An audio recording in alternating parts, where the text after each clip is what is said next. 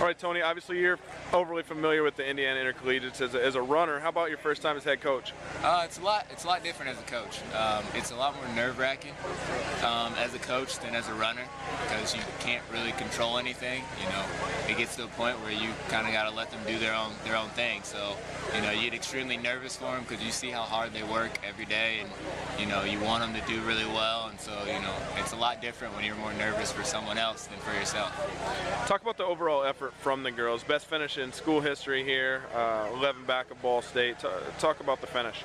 Yeah, best finish in school history. We've constantly been going up. I think 5 years ago we were 12th, and now we've moved up to 7th.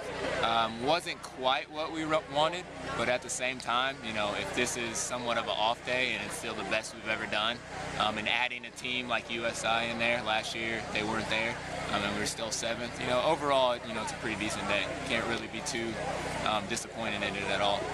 What individuals kind of stood out to you today? Rachel did a great job. She was up there. I'm not sure about places yet, but she was probably around top 25 or so. Ran about 18:40 on this course, which is an extremely difficult course. Becca did a pretty decent job. Maybe not quite the race she run, but still way better than she's done here before.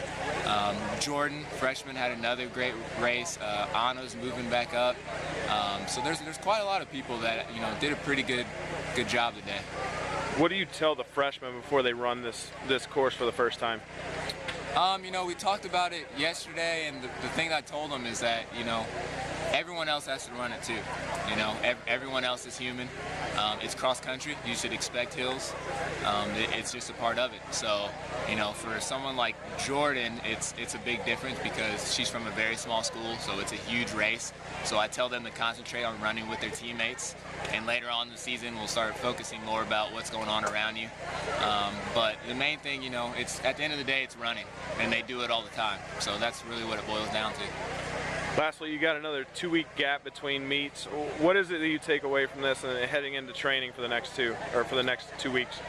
A big thing with training is we're gonna definitely have to work on getting out well and maintaining. Our next race is Notre Dame, and that one goes out really quick. First 400 goes out pretty quick, and there's a sharp turn. And this next week of training will be pretty tough. With a week break, even though you don't have a race, you have some pretty tough workouts, and so that's kind of the game plan. All right, good stuff, Coach.